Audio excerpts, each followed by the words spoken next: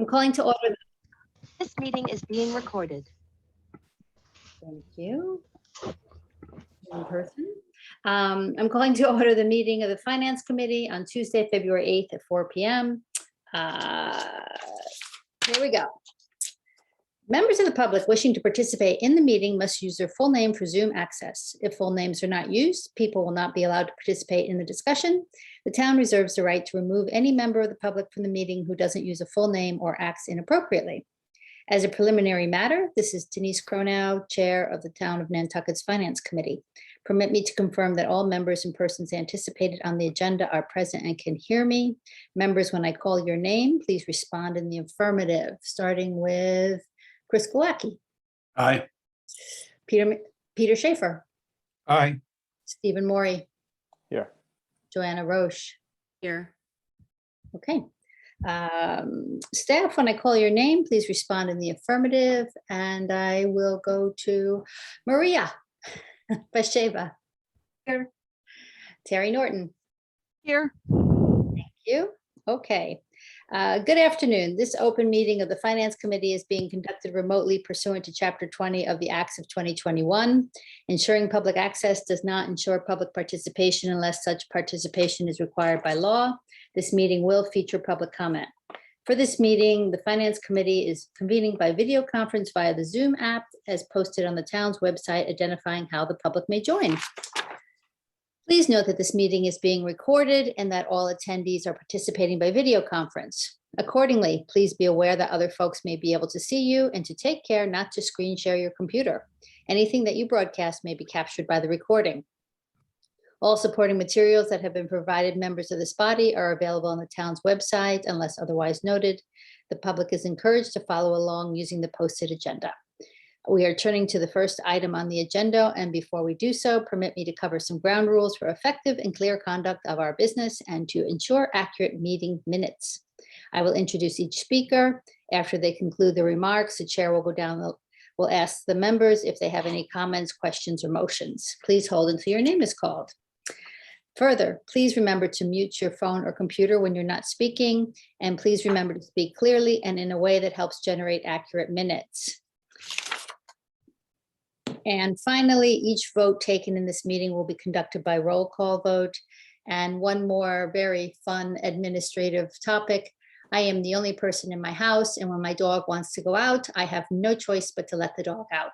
So my screen will go black, and then Stephen will step in and be the chair for whilst I'm away from my desk. Thank you, Stephen. Yes, I'm a single parent dog household these days. Another piece, what I've learned from watching Planning Board is that at the end of public discussion, we will now make a motion to close the public discussion, second that motion, and vote on it so we can officially close the public discussion portion before we start our deliberations. During our deliberations, if we still have questions that we need to ask of the article sponsor or the experts, we can, but members of the public will not be allowed to speak unless asked a question. So that's a new process step for us during our meetings. Okay, we've already made the audio and video announcement. May I have an approval of the agenda?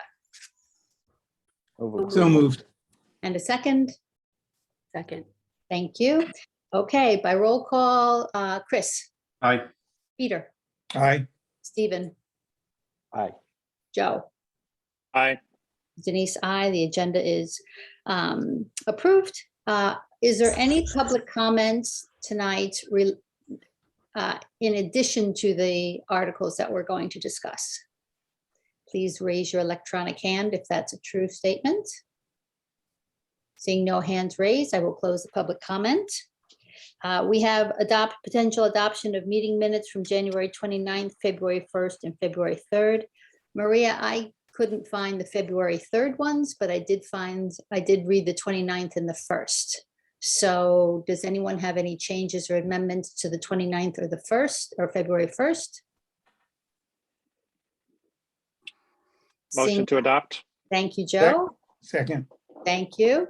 Roll call, Chris, Aye. Peter, Aye. Stephen,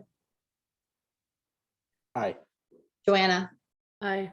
Joe, Aye. Denise, I. The minutes are adopted unanimously. We'll hold off for the 3rd for the next meeting.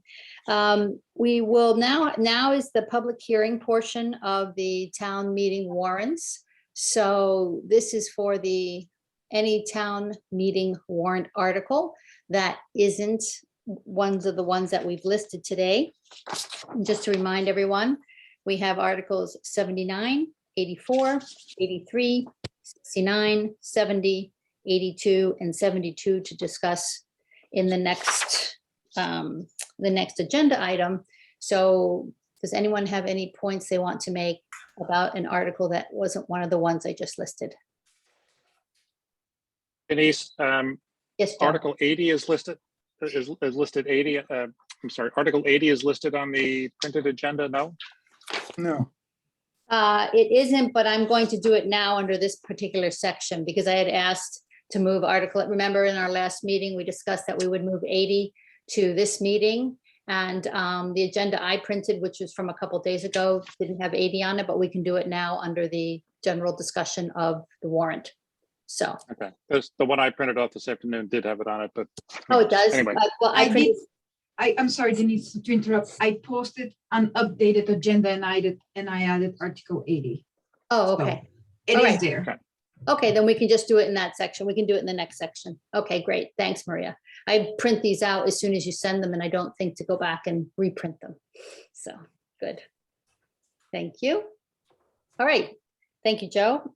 So I'm moving from item 6 to item 7.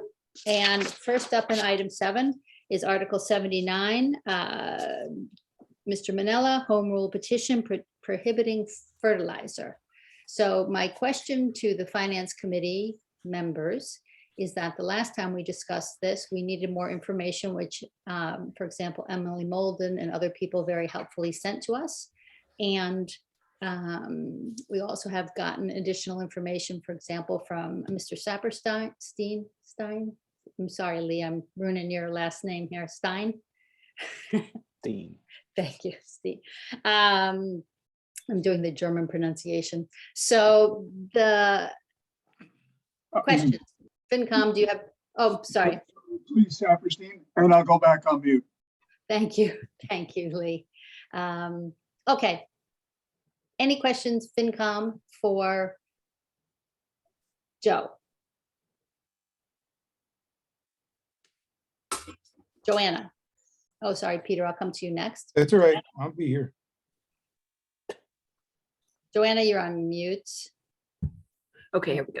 So my question was, I thought there was some sort of question that town council had to elaborate on with regard to this article the last time. And so I don't know what the outcome of that is. Yes, thank you. I'm going to have John, thank you. John, Giorgio, if you would go first, and then I just wanted to see if there was any other questions you all had first, but John, go ahead, please. So good afternoon, everyone. I have been doing some further research regarding how the town might be able to accomplish further regulation of fertilizers. The petitioned article is a repeat, in essence, of an article that was approved at the 2012 annual town meeting that would essentially ban the application of fertilizer on the island. That went to the legislature and it did not move at all. It was not adopted. And I'm not surprised at that because I think it's not realistic to assume that the legislature now in 2022 would adopt the home rule petition that's on the warrant because it's a total ban on fertilizer. Given the regulatory scheme and the statutory scheme on fertilizer regulation, I very, very much doubt that the legislature would approve the home rule petition in its current form. So I had a discussion with the Nantucket Planning and Economic Development Commission. There was a provision in the statute that it was chapter 262 of the Acts of 2012. And that, that special act provided a mechanism whereby the Nantucket Planning and Economic Development Commission could adopt, in conjunction with the UMass Extension Program, could adopt a fertilizer plan that was more restrictive than the regulations adopted by the Mass Department of Agriculture. The problem is that I've come to find out that in another section of that same law, there was a deadline of 2014 for the commission to act on those, on adopting a new fertilizer plan. So I have been in conversation with the Attorney General's office and also counsel, general counsel to the Department of Agriculture. And my best recommendation at this point, if the Finance Committee wishes to make a positive motion on this article, would be, rather than simply adopt the article that's printed in the warrant, which, as I said, I don't think has very much chance at all of passing, the town meeting could vote to petition the legislature for a special act that would essentially extend that deadline for the commission to act. And I think the justification for that is, over the past 10 years, I think it's pretty much understood that there's been a continued degradation of water quality in the harbors and in the embayments on Nantucket, a lot of which is connected to obviously nitrogen discharges and fertilizer. So I think the best approach here would be to try to work with UMass Extension, as I said, to look at some site-specific reasons why more stringent regulations in Nantucket are warranted, and to do that in the existing framework of the legislation, except we would have to extend the deadline by which the Planning Commission, the window that the Planning Commission has to work with the UMass Extension and adopt a plan. So if, as I said, if the Finance Committee wants to make a positive motion, my recommendation would be that you have me draft up basically a revised special act to accomplish that goal. Also, the General Counsel at the Department of Agriculture, I encourage the town to work with UMass Extension now, even before any legislation is passed. They obviously can't take a position on that because that's a policy question, but that she thought there might be some opportunity to work with UMass Extension now to develop some best management practices that could be applicable. But rather than wait on that, I think town meeting should vote for that, a different home rule petition. It's within the scope, but it's sort of different in nature. And also, I've determined that the Planning Commission could actually do this themselves because they're not part of the town. They're a regional planning agency. And I think they could file that request as well, but it would have more weight, in my opinion, if it was done by town meeting. Thank you, John. Chris, you had a question? And then Peter. Yeah, well, I just would challenge town council's assertion that there's an obvious degradation in the water quality due to fertilizer, that is reflected in the data we were given in the research reports we were given. Right. So what I'm recommending is that you look at all the data and the research to see if you can justify the request for an extension based upon the need to improve water quality. Now, maybe it isn't. Yeah, no, I understand. I don't think you were trying to make that point, or Madam Chair, I don't think he was trying to make that point, but the way it came out sort of said, because it's obvious this is happening, would be a creative route to take, which I appreciate that, counsel. Yeah, but I just want to make sure we're on the record not necessarily agreeing with that first statement yet. And that's why I'm recommending that the town really look at what's happened over the last 10 years based upon the empirical data to see if there is in fact some connection. Thank you. But that would be the justification for seeking an extension of the deadline.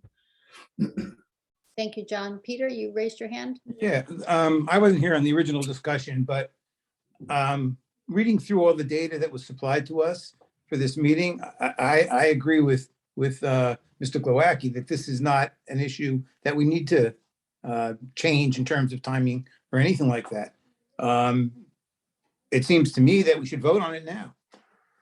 Okay, so there is a comment that Peter is ready to make, has enough information. Lee? I'm not even going to try your last name. I keep getting it backwards and forwards. It's Saperstein. I worked one summer underground in Germany, and I understand the pronunciation differences. Now, let me be formal, if I may, Madam Chair. I'm Lee Saperstein, a registered voter on Nantucket. More significantly, I was secretary to the Article 68 work group. And on my own, because the work group's been disbanded, I would like to suggest that the Finance Committee take no action on the article, but in fact supply a substantial amount of information as to why they're taking no action. First of all, let me just give you a little background that's in our best management practice on the town's website. It's a substantial document. We know that most of the nitrogen in the water is from atmospheric deposition. The nitrates in the air come from high temperature combustion in cars and power plants, and could be, because we don't know the number, but could be as much as half of the nitrate or nitrogen, the contaminant that's in the water. Number two is probably the nitrates in animal waste, and that's our birds and fishes. 3 and 4 are probably fertilizer and septic. We don't know how much, but we're talking in the order of 10–15% of the total. And that's in our best management practice introduction. Article 68 wrote the BMP. It's available. We also drafted regulations. I wrote the first draft, the work group then polished them, and town council reviewed.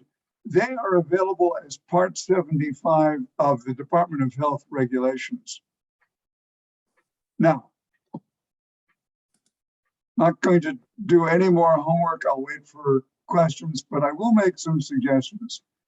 The work group, when it handed this material over to the select board, said, we really need an education program and we need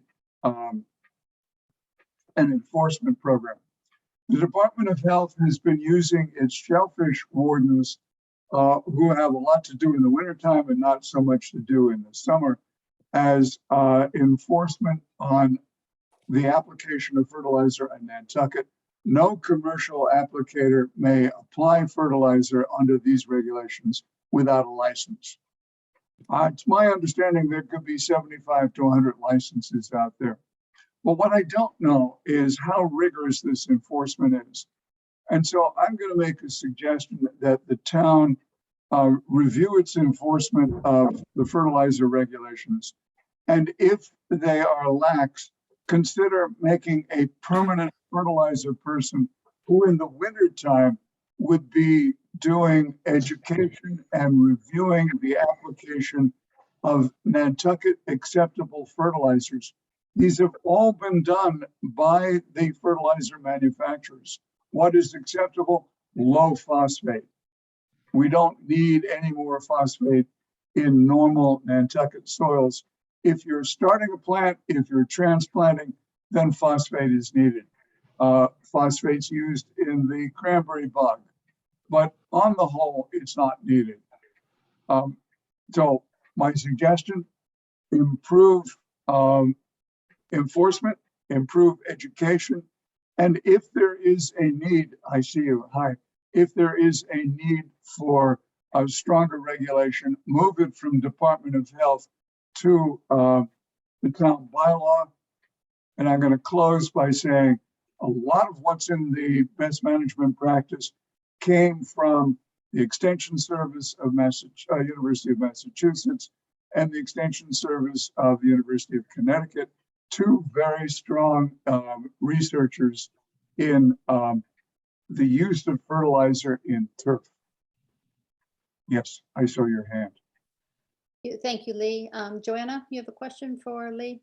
Well, I think I just want to make 2 points. One of which at the first meeting, we heard from Roberto, who told us that enforcement is virtually impossible because they're not allowed to go onto private property, right?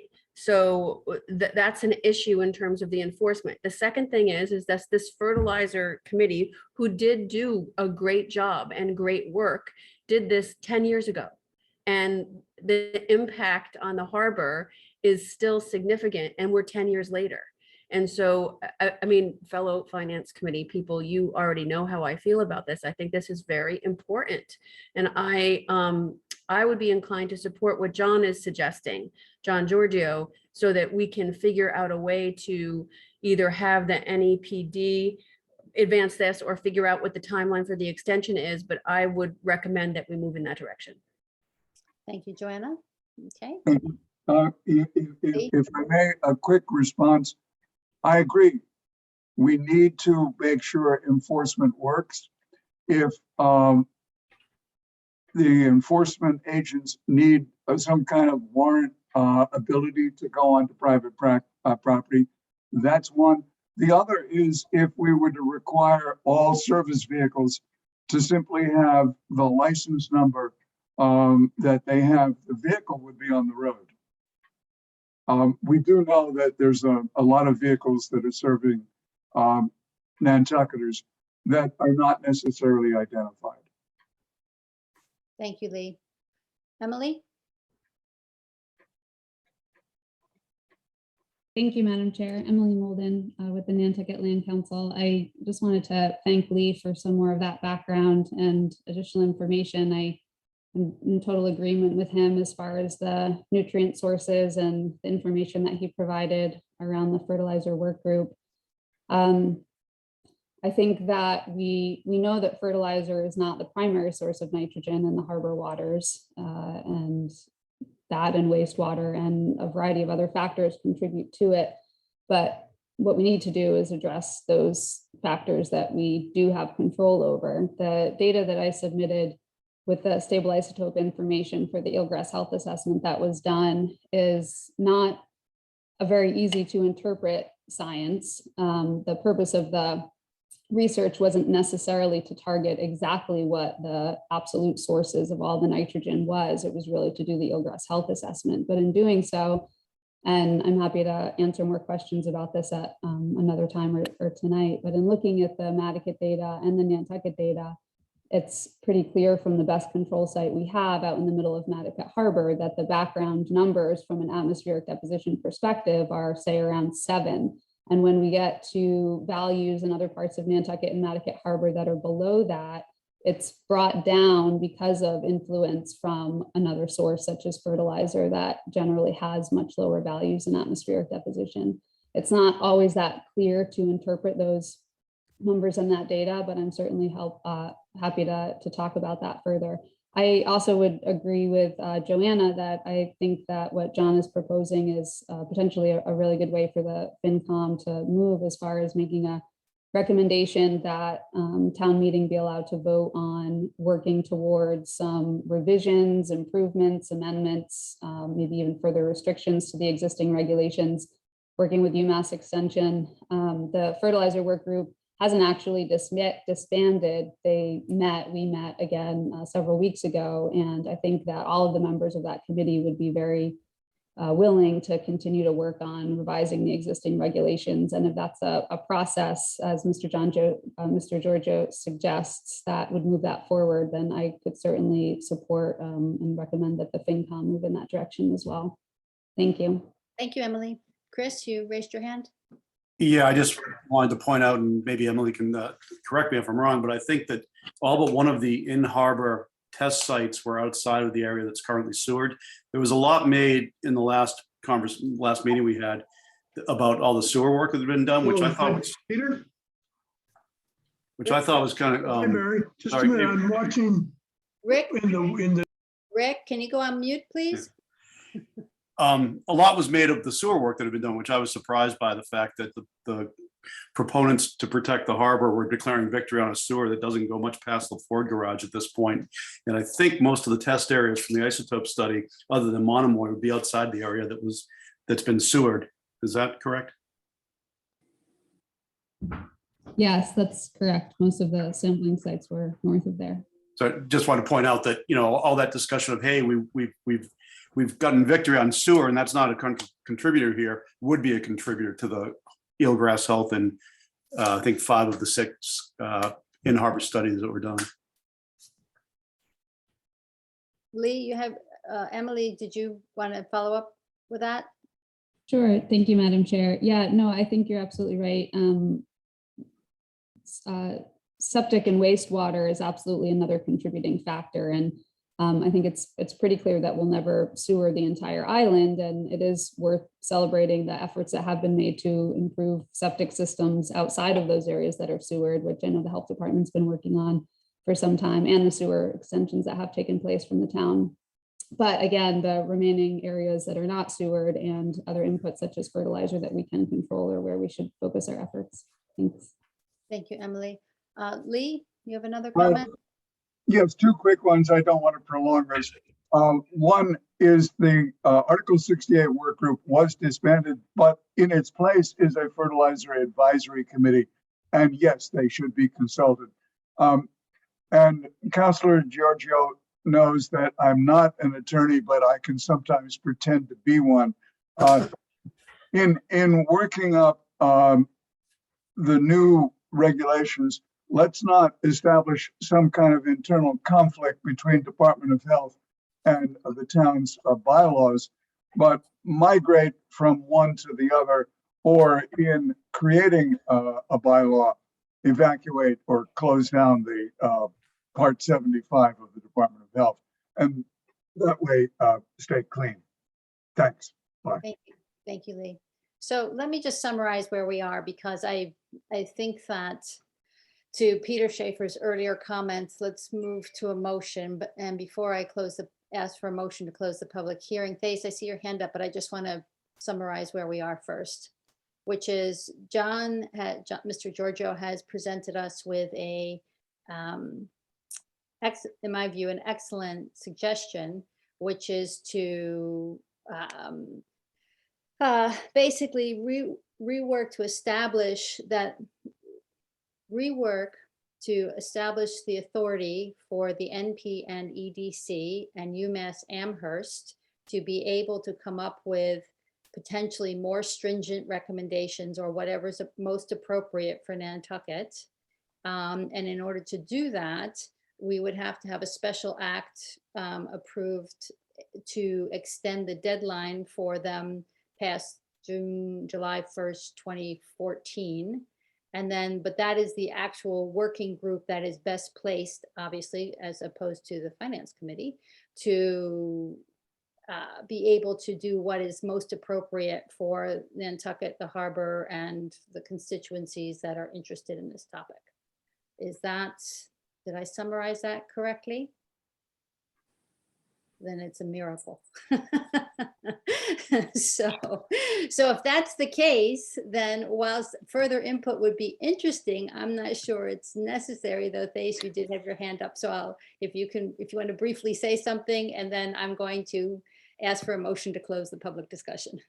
Sure. This is Thais, a water resource specialist for the Natural Resources Department. Yeah, just to summarize and make this quick and reiterate what Emily was stating. I heard earlier before about there being data that wasn't supporting that we're having these excess nutrients or we're meeting our TMDLs. If anyone had utilized the website that I provided during our last FinCom for our water quality visualization tool, you can see over the past 10 years, even in 2020, that we are exceeding our TMDL in several areas. And this is also extending into our great ponds. So I think we tend to focus on the harbors, which are really important as well. But, we have a lot of water bodies on Nantucket Island. And if we can control one aspect, again, it's not possible to sewer the entire island, although I would love to see that happen. If we can control our inputs that we can do, that I hope that we would consider to do that. So that was my final point, but I agree we should finish the discussion and continue. Thank you, Thais.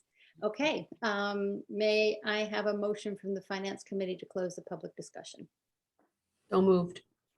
Second. Thank you. By roll call, Chris, Aye. Stephen, Aye. George, Aye. Jill, Aye. Joe, Aye. Peter, Aye. Joanna, Aye. Denise, aye. Okay, it's closed for public discussion. Now we will go into deliberation and potential motion. So John, actually, I'm going to punt the football right over to you to ask, what would the motion be that we would make? What would, how would it be worded? So you're not talking about, obviously, a motion to take no action. You want a motion to implement my suggestion in terms of amending the legislation, correct? Correct. So that motion, I would suggest moving to authorize town council to draft a revised home rule petition under Article 79 that would extend the deadline by which the Nantucket Planning and Economic Development Commission would have to adopt a fertilizer plan in conjunction with UMass Extension. Hey. I knew I should have taken shorthand. Any comments from the Finance Committee as to that motion?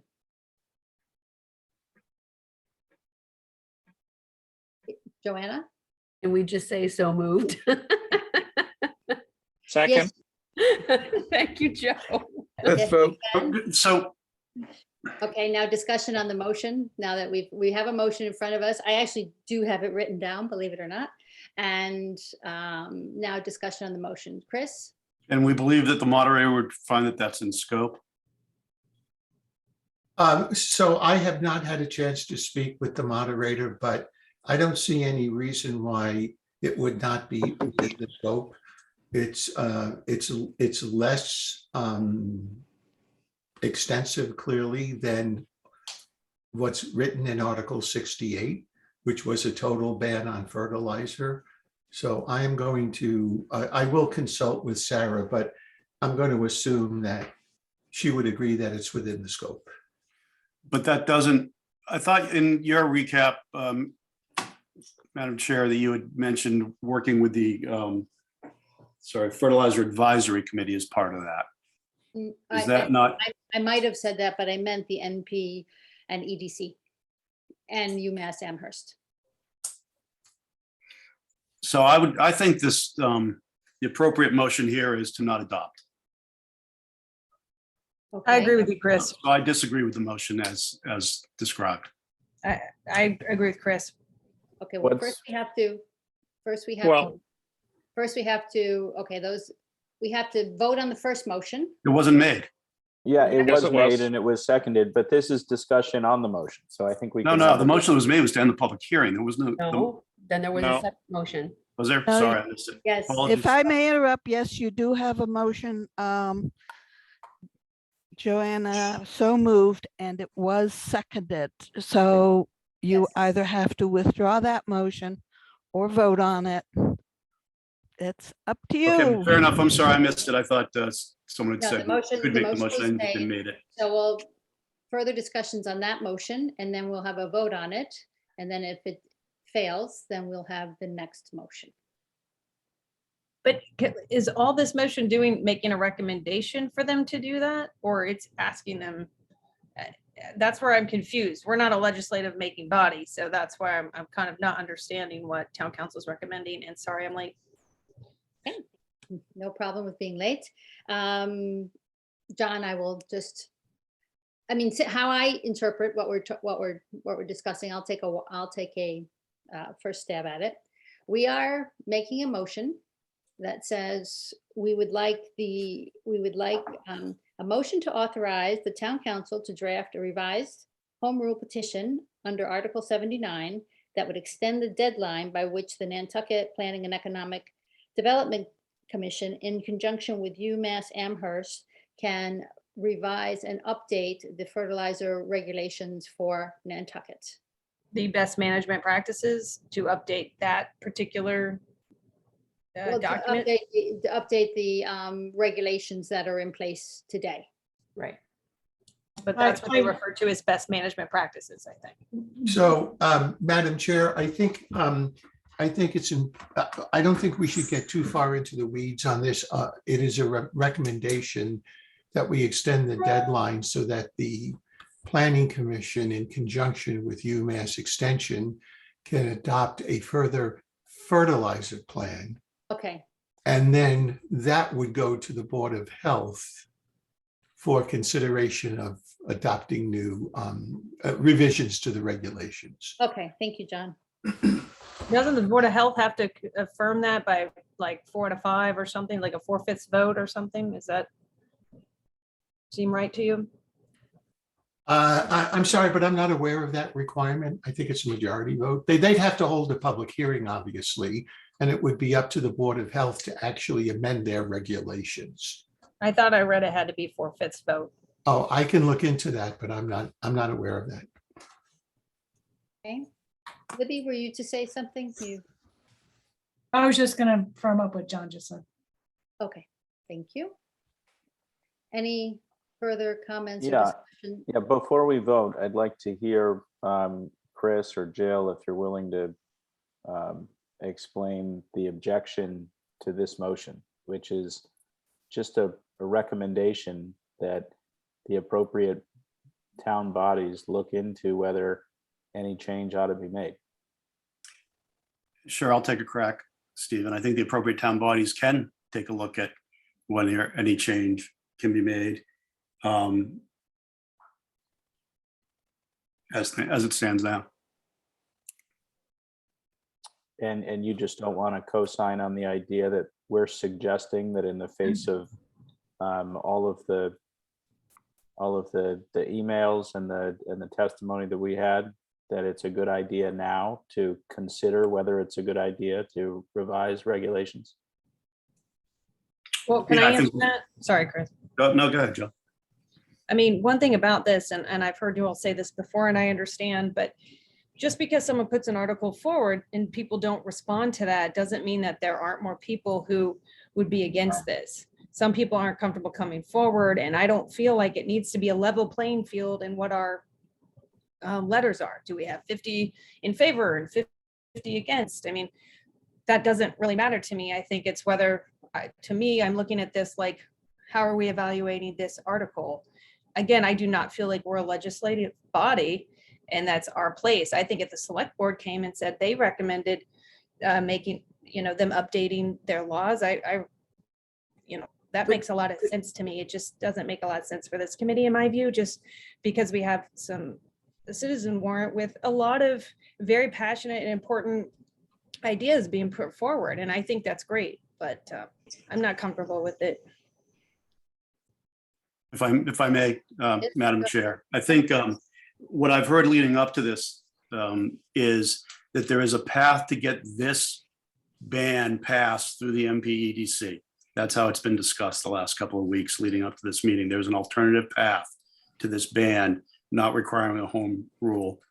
And I think if that's what we're implying here, and that's what we're pushing forward, I would rather see this go to town meeting and not be adopted. I'm okay with further study. I'm okay with the advisory committee getting involved and freshening the rules. But if what we're looking for is an alternative path for the passage of this that doesn't require a home rule petition, I'm not in favor of that. Yeah, I didn't hear that in what town council suggested.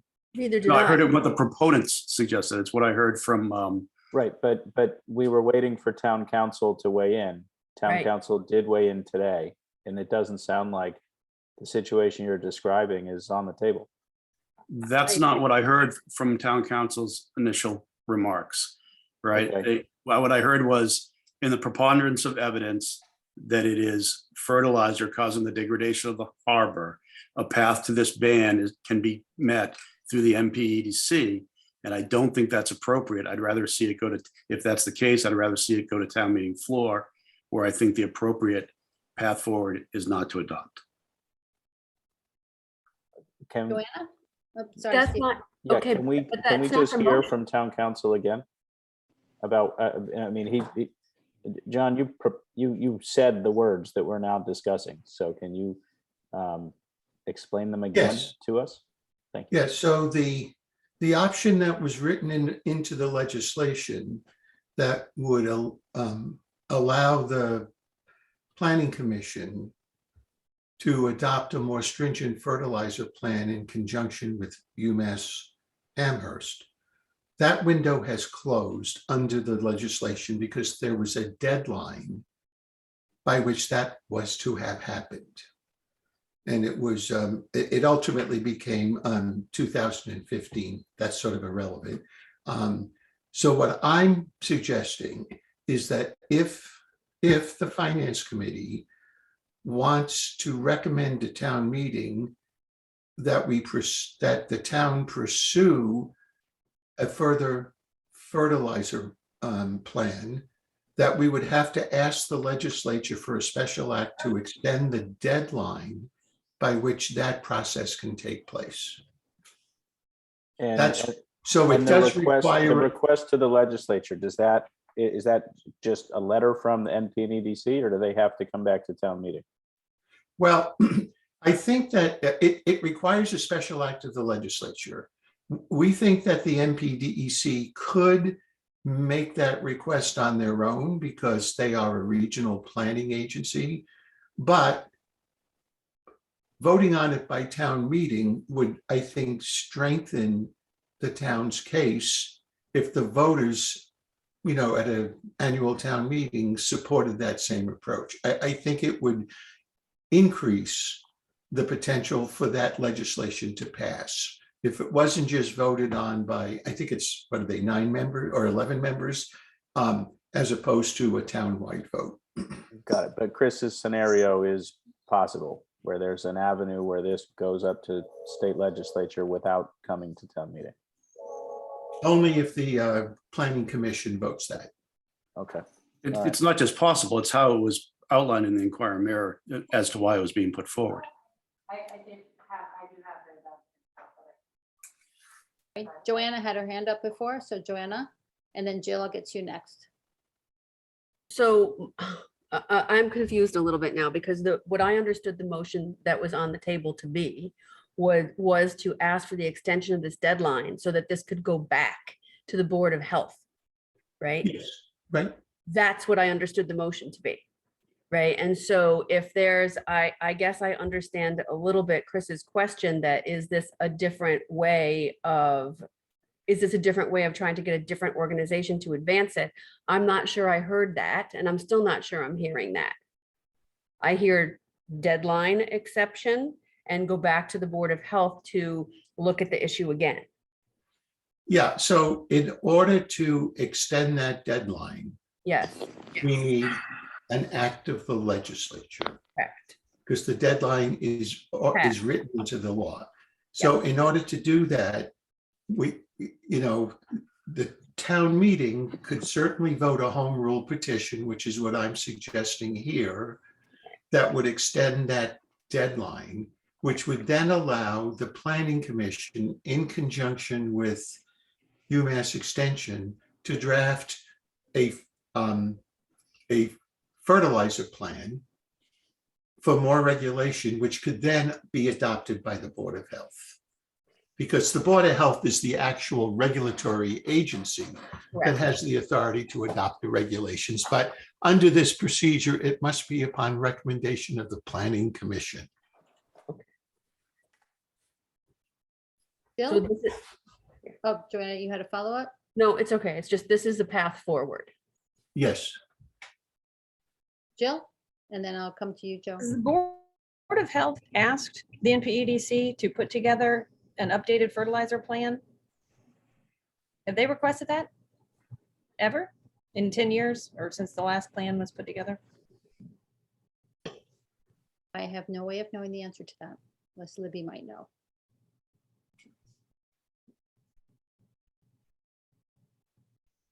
Sorry, I was having a snack. I would have to look back at that. I believe that early on, there was a thought that that wasn't necessary because the regulations would be able to be enacted. And then issues arose subsequent to that. And then that deadline that town council has mentioned came and went. Joe? If I understand our situation, town council has basically said that Mr. Manella's article is currently written,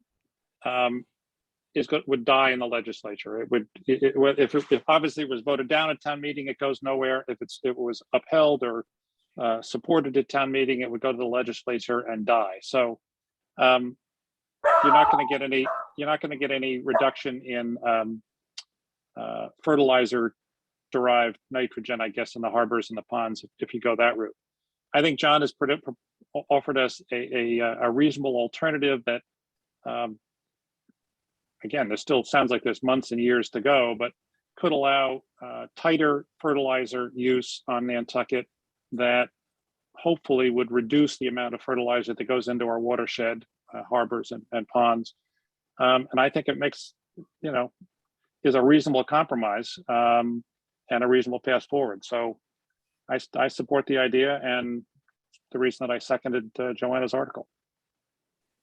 Thank you, Joe. I guess I'm reasonably convinced that trying stricter ways to reduce fertilizer infiltration into our watershed is necessary. Yeah, but Thank you, Joe. Jill? yeah, but you're saying you don't like Joe's article, so you want to insert a new article from someone else. I mean, that's to me, I would- you're trying to say, I mean, if we really want to work with his article, then amend his article. That's what we're saying, Jill.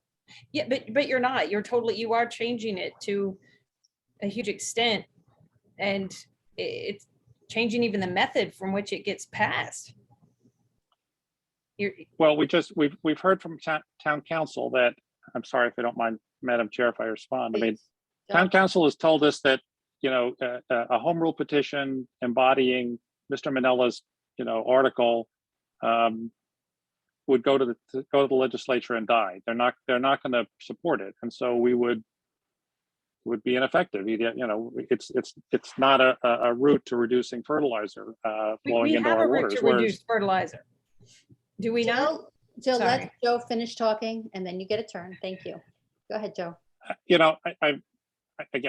Maybe there are other ways to, affect what the Board of Health does or have it act on this, but in terms of something that we can vote on here this afternoon, it just strikes me as a reasonable and a creative compromise to result in tighter fertilizer rules. And I think tighter fertilizer rules are necessary. So, anyway. Okay, Jill? Yeah, I did know that it was really our place to kind of insert ourselves to take that on. We're here, in my view, to analyze the article that was written. We are, and some people want some of that and some people want none of that, and I get that. But that doesn't mean we can't have a comment to say, well, we couldn't endorse this article, that we would encourage the Board of Health to, update their fertilizer rules or to study fertilizer in the harbor more or whatever. I'm totally in favor of that. But I can't possibly be in favor of making this recommendation like, hey, NPEDC, you're not doing your job. You could do your job. So we're going to tell you, you need to do your job. That just Jill, doesn't make sense to me. I don't think anyone here is saying that the MP and EDC isn't doing their job. Let's just be clear. No, honestly, that's not what this conversation is about. The conversation is about, there is a path forward for potentially regulating fertilizer versus just saying no to this article. Or if this article, say let's look, motion to adopt, motion not to adopt, motion take no action.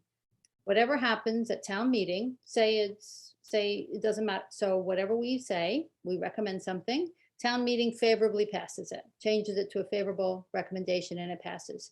It goes to the legislature or to the Attorney General, as John has pointed out, and then nothing happens. Why So- can't the PEDC do something at that point? Because what John has pointed out to us, and maybe you missed that point, was that the NP. There's a deadline. The NP, yeah, because of the deadline, but the deadline is passed, the NP and EDC can absolutely do this without us. He said that. He said, however, it would have more weight if the Finance Committee, in deliberating this article and making a recommendation on this article, also effectively endorsed that the NP and EDC take this action upon themselves. So that's I don't know if that's a correct summary, but that is how I understand this at this point.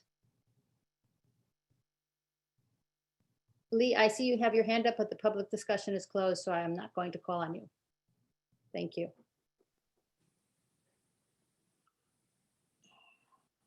Any further comments from the Finance Committee? Call from the wireless call. It's not my call. I'll just, I have a comment. Look, my concern here is that, and where I think the real risk here, ultimately, it may seem very easy to say, the data is inconclusive about whether it's fertilizer or not. In fact, the pond one would say it definitely isn't fertilizer, and that was a study of 2 ponds that are separated by a farm and a golf course. But I think it's easy also to say, well, who cares? Because there's no cost to the community to just say, let's just outlaw, because maybe it will be, or maybe we'll feel better or whatever. But I do think there is a real risk here, which is an industry group that has, by all accounts, really come to the table in a positive way and engaged positively to try to be a good partner to the community in how it approaches fertilizer. And I think if you don't keep them engaged, you don't keep them as part of the solution, not only do you potentially create a worse problem down the line, but you create a horrible precedent for inviting other trade groups to the table on matters of the environment. And so I just wanted to explain a little bit more clearly what my hesitancy here is, to just say, go ahead and run out and ban fertilizers, because I think, 95% of the conversation about loving the harbor and caring about scallops and eelgrass going down, and the comment was made, nitrogen loads are up. We all agree nitrogen loads are up. I didn't say the data didn't show nitrogen loads are up. What I think there is a very tenuous connection in terms of the fertilizer piece, and in some places very tenuous. I think we have a lot more work to do in the identifiable sources like sewer. And I think turning the back on the industry that has been so proactive and so productive and such a great partner would be a huge mistake. And Chris, explain to me, Joanna, I'll call on you in a second. Explain to me how the recommendation that John has presented us with, it turns our back on the partners that we've had so far. The way it's been presented in several forums, Madam Chair, is as a workaround to do a fertilizer ban, not through the form of town meeting. Not true. Well, it's definitely That's true. not That it's been, it is definitely true that it's been presented that way. No. Okay. So I- you're telling me that you don't think I've had conversations where people have presented it to me that way? We're all here in the same room, virtually. I think Joanna, Chris means he's had conversations, not, believe it or not, on this screen. He's had other conversations. I'm guessing that's what you're referring to, Chris. Is that correct? Well, and I mean, I've got the Inquirer Mirror right here. Okay. Before we start reading the paper into the record. Okay, I won't do it, but I invite you all to go back and reread the Inquirer Mirror from January 27th, front page story.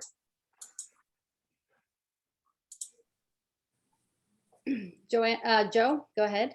I can't speak to what Chris is reading or has read in the paper. I just really reacting to Mr. Giorgio's, Councilor Giorgio's suggestion. I thought it gave us an interesting avenue, because candidly, I was not particularly happy with Article 79 on its own. I thought there are enough questions that a complete ban of fertilizer was sort of a bridge too far for me.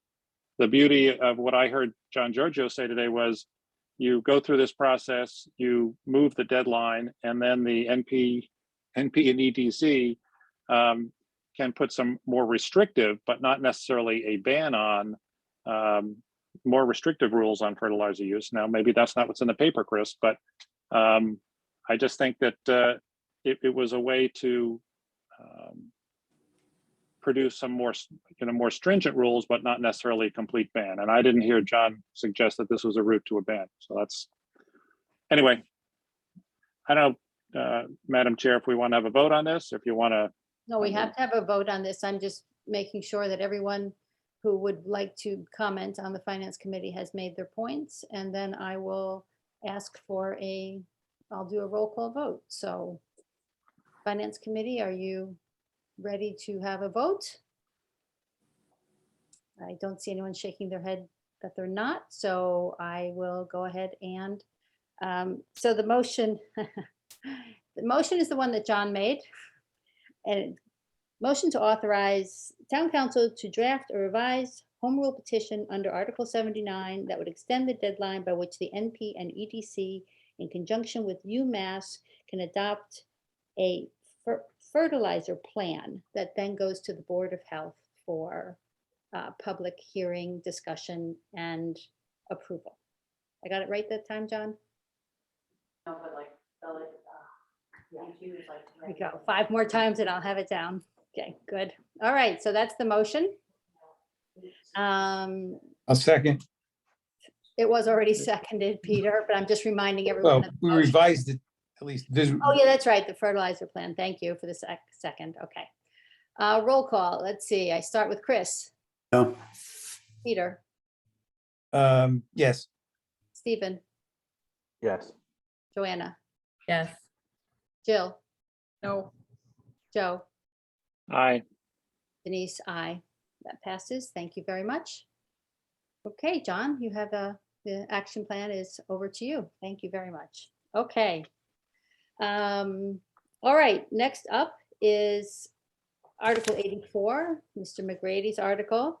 And Mr. McGrady, we actually don't have to speak about rescind the vote under Article 77, and John Giorgio will explain why, because there's a technical issue with it. So John, if you would just go ahead and explain to Mr. McGrady the issue with Article 84, and then we'll go to Article 83.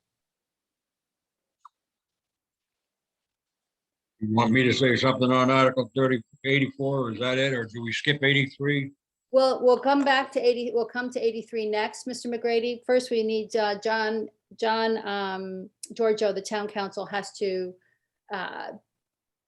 clarify for you that why Article 84 is not actually something that can be voted on at town meeting. I'm asking that you get a favorable recommendation from you folks. This goes back to Mr. McGrady, we can't make a favorable recommendation on a legally defective article, or John, we can? So the problem with Article 84 is, as I explained in my handout, you can't rescind a vote that has taken legal effect. And what happened under Article 77 of the 2018 annual town meeting was the town voted to transfer the custody of 10 Surfside Road from the Nantucket School Committee to the Select Board. Now, there was, in addition to the town meeting vote, it requires a vote of the custodial board to declare that the land is no longer needed for their purposes. My understanding is that vote has not yet taken place by the school committee, but I'm anticipating that it will take place in the next month or so. And once that vote takes place, the land has been, by operation of law, transferred to the select board. So you can't simply rescind that prior authorization. You would have to start the process all over again, which would mean the select board would have to determine the land's no longer needed. And then a town meeting vote by a 2/3 vote would have to transfer the land back to the school committee. So that's why I'm saying it's legally defective. It's not sufficient to accomplish what I believe is Mr. McGrady's goal. And so, John, subsequent to that, the finance committee would just pass over this article? Yes, So we would have a motion to pass over. pass over, take no action. Either one of those would be fine. Okay. Is that, Mr. McGrady, is that clear why we would be doing that?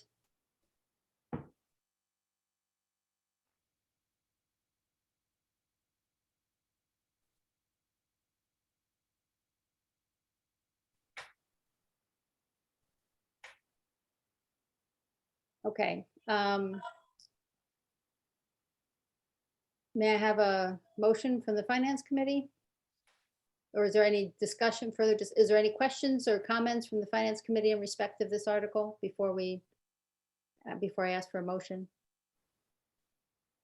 Seeing none, I will ask for a motion. Joe? Motion not to adopt. Second.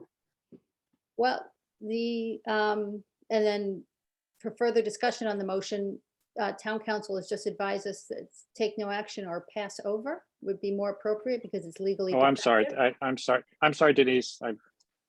Okay, so are you withdrawing your motion, Joe?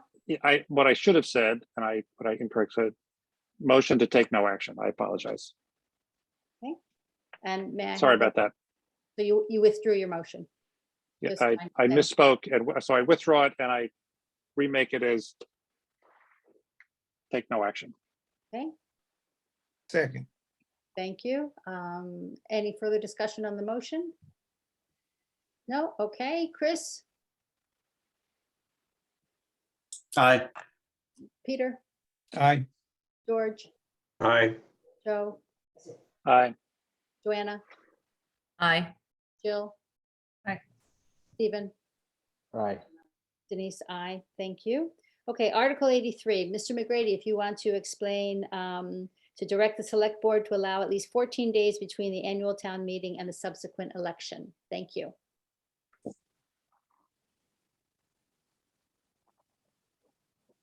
Would you like to, Mr. McGrady, would you like to tell us what the purpose of? Okay, I didn't know if it was my turn to talk. It is I thought your maybe turn the to lawyer was talk. going to say something. This is the way it used to be, probably 10 years ago and more. There was a 2-week period between the town having a town meeting and then going to the ballots.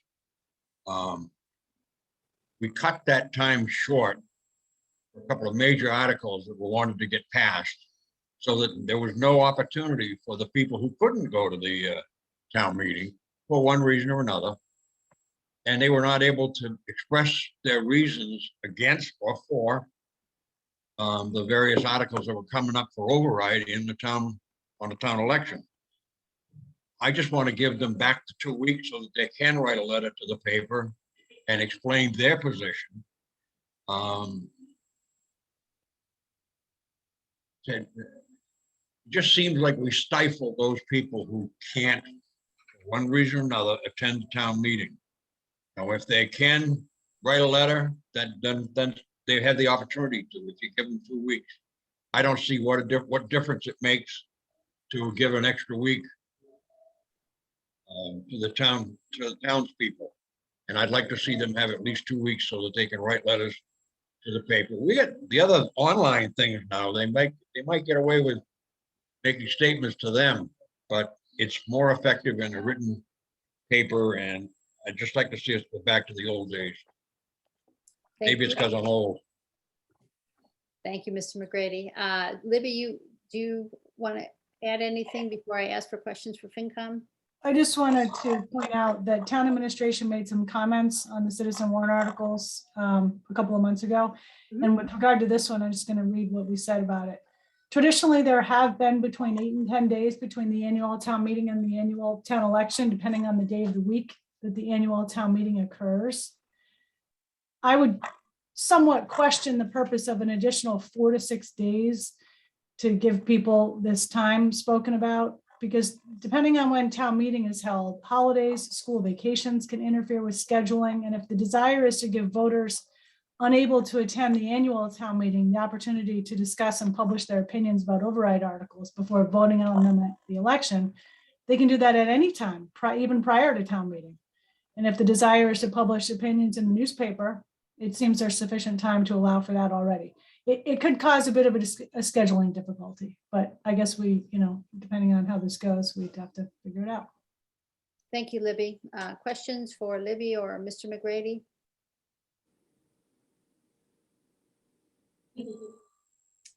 John, Giorgio. So I just wanted to emphasize, Madam Chairman, that this is a non-binding directive. It does not legally bind the selectmen to do anything. And under the general laws, the select board determines the date of town meeting and the date of the annual election. So this would be a directive to the select board if it were to be approved at town meeting. Okay, thank you, John. Finance Committee, any further comments? Joe? I mean, this sounds like a take no action kind of article. I mean, I don't particularly agree with Mr. McGrady, but I think it's one of those things you put before the town meeting, and if this is what town meeting prefers, go for it. Okay. There's any other comments or questions? In which case, Joanna, go ahead. I was just going to say, I move to take no action. Okay, we have to close the public hearing Okay, first. public hearing, yes. Now that we have that extra step, I know it's very exciting. Jill, you missed out we have to now officially close the public hearing, and then we can deliberate our motion and then vote. So may I have a motion to close the public hearing? So moved. Second. Second. Thank you. Peter, Aye. Chris, Aye. Joe, Aye. George, Aye. Joanna, Aye. Jill, Aye. Stephen, Aye. Denise, aye. Okay, we have closed the public hearing. Now we can, I will entertain a motion.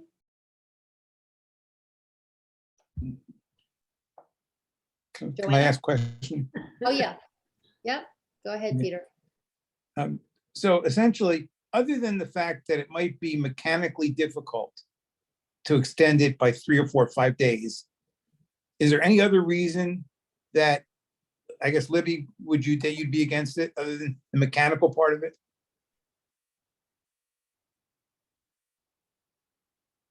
Not really. The mechanical part of it could be difficult, though. I understand. And John, there's no legal reason that it has to be within a certain period of time. I didn't hear the question. I'm sorry, Mr. McGrady. It was for John Giorgio. We have Yes. 2 Johns on right now. I'm sorry. I don't think there would be any legal reason, just so that you all know, and without belaboring too much, under the general laws, if town meeting and the town election are less than 35 days apart, you can issue a single warrant for both the town meeting and the election. Having a 14-day period in between would still comply with that 35-day provision. Can I make a motion? Yes, please. I make a motion to accept. Yes, yes, I'm sorry. Motion to adopt. Is that- Adopt, I'm sorry. Thank you, Peter. Do I have a second? Aye. George seconded. Is there a further discussion on the motion? Seeing none, I will move to roll call, starting with Chris, Aye. Peter, Aye. George, Aye. Joe, No. Joanna, No. Stephen. No. Uh-oh, I should have kept count. Now we're Yeah, 3 3 no's. You got 3 no's. no's and 3 ayes. Jill, Aye. Denise, aye. It passes. Thank you, Mr. McGrady. Thank you. Okay. And just, I mean, to a question I was just, as we talked about on, next we're moving on to Article 69. And on agenda item number 6, because this is a public hearing for all warrant articles, it was opened up to all warrant articles at that time, in case anybody is wondering about that. So Article 69, now, at this point, there's Bruce, good. John, my understanding is that there are legal defects in both Article 69 and Article 70. Madam Chair, I'm not sure I would call them legal defects. Okay. They are not written in a manner that it's going to, unless they both do not pass or they both pass, it's going to create confusion in the general code, because one of the articles includes language from the first one, and that may or may not pass town meeting. I would encourage the Finance Committee to focus on what the petition is trying to accomplish. And I think you could direct me to draft motions that would work and make sure that each of these stands alone, because the petitioner chose to submit 2 different warrant articles and not combine them into one. So that's a complicating factor. I certainly can draft something that would cure that and make sure that the motions are standalone for each of the items that the articles seek to ban. Before we jump into that, I have one more question. So John, tonight, we had agenda item number 6, which said, it's an open hearing for any article. Do I actually have to read, because I thought I did this in December, do I have to read out each article by article tonight?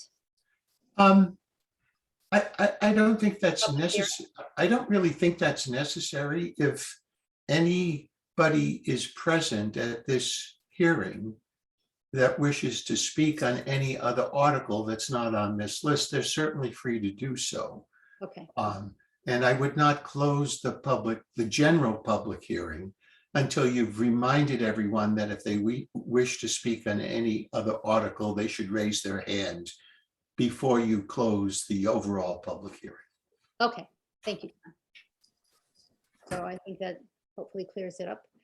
Okay, Article 69 and 70. So what Mr. Mandel and I exchanged emails earlier today to talk about what's for tonight. And so I said that if anyone had questions, that you could ask him. And if you needed any further clarification or information in respect of his 2 proposed articles, let's start with 69, which is the general bylaw amendment, single-use plastics, alcohol beverages containers, so the nip bottles. So does anyone have a question on the Finance Committee? Peter. You're muted, Peter. Muted. Bruce, I think we talked about this before, and I wonder if you could just review one thing about what we were talking about. On the nips, we're told that if you buy a bottle of Chivas Regal, it's going to come in a glass bottle.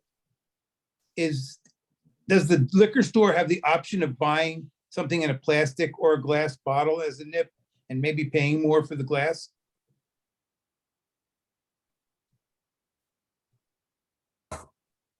Bruce, you're muted. You're muted, Bruce. I'm not sure I'm able to answer that question.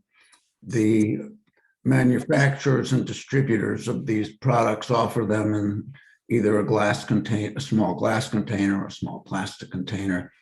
And I'm not aware of there being an option. The intent is to reduce the litter, and whether that's glass or plastic or some other material, I would think there are alternatives that are readily available, slightly larger containers, flasks that people can carry. Okay, we went through that. Answer your question. Bruce, that's fine. Okay. Thank you.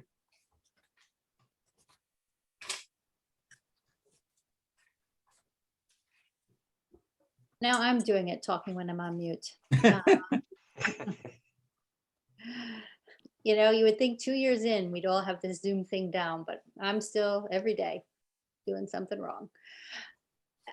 Anyone else have questions for Bruce? Okay, does any member of the public have questions for Bruce? Okay, in which case, may I have a motion to close the public hearing on this article? Motion to close the public hearing. Thank you. Second. Thank you. By roll call, Chris, Aye. Peter, Aye. Stephen, Aye. Jill, Aye. George, Joe, Aye. Joanna. Aye. Aye. Denise, aye. Good. Okay, public hearing's closed. Now we'll have a discussion about the potential motion. Peter? I'm just uncomfortable. I agree 100% with Bruce's reasoning, but I'm uncomfortable going to small businesses and asking them to drop part of their revenue in a market that is very limited in terms of timing when they can sell their product, as well as the fact that, you know, specifically on the nips, I don't want people buying larger ones. They can't buy the smaller ones. And that's a more of a problem, I think, going down the road.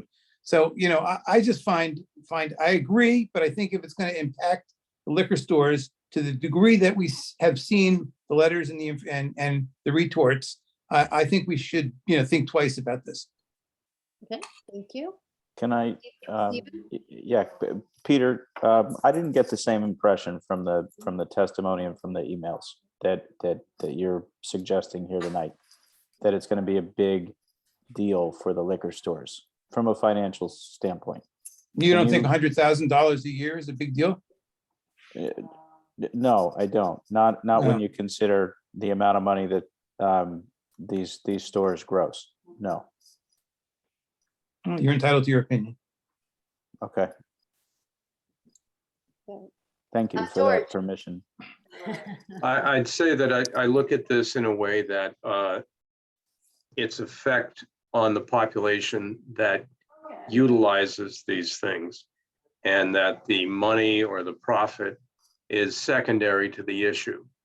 I wish there weren't evidence of smoking and drinking all over the town, but that is not our problem.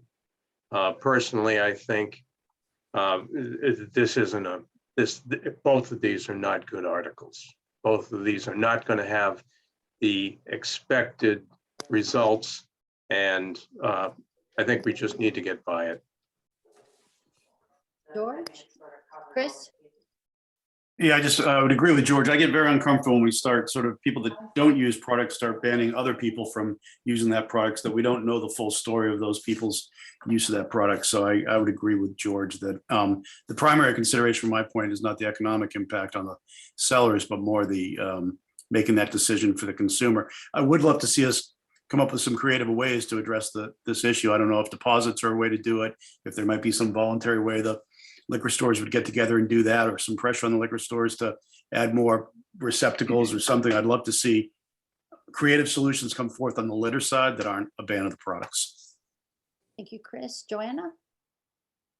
I just want to share two thoughts. I think that there's two perspectives here. One of which is from environmental concerns, right, with regard to the trash, which all of us has seen, all of us have been witness to, and we've heard many stories from the clean team and the trash people, et cetera, et cetera.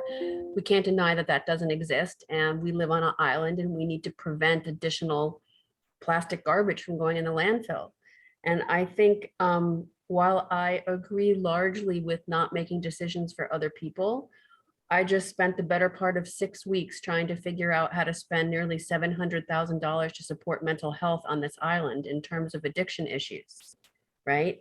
And so I find it a little bit hypocritical that we vote to support all these agencies, right? To support people in their addiction recovery efforts, but we don't want to tell liquor stores they can't sell nips, right? Those two things just don't match up for me.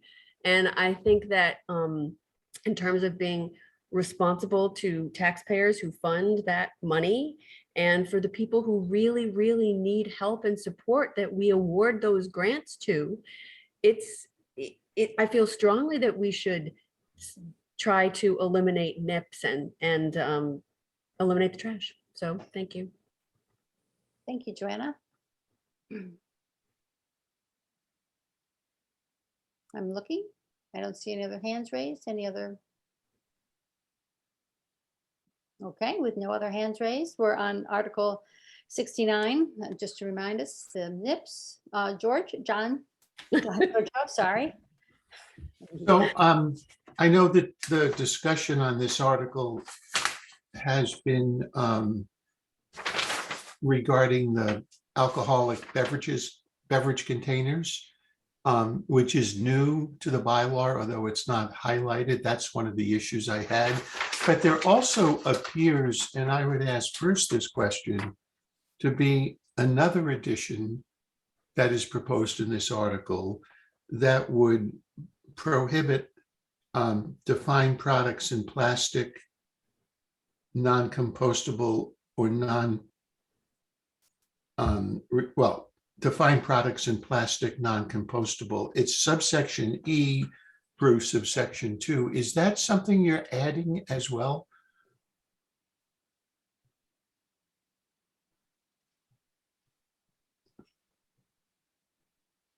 Bruce, go ahead and answer. John, thank you. Thank you, John. Several months ago, before I submitted these articles, you may recall that I submitted these to you in two forms for your review.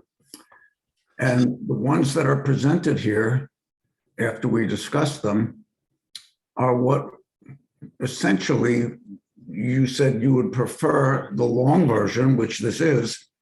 And that minor tweaking was the result of a discussion we had because of some prior changes made over the last several years to help with defining items like drinking water, flavored water, and things like that. And we had added definitions for those items. So this language simply, as we had discussed, addresses that those definitions are applicable. So that is new language you're intending to insert in the code? Yes. Okay. So that is somewhat of, so what this article would do is, in addition to banning plastic alcoholic beverage containers, it would also ban boxed water, carbonated water, energy drinks, flavored water, if they are plastic, made out of plastic and non-compostable or non-recyclable. So that is an addition that Bruce is proposing in this article.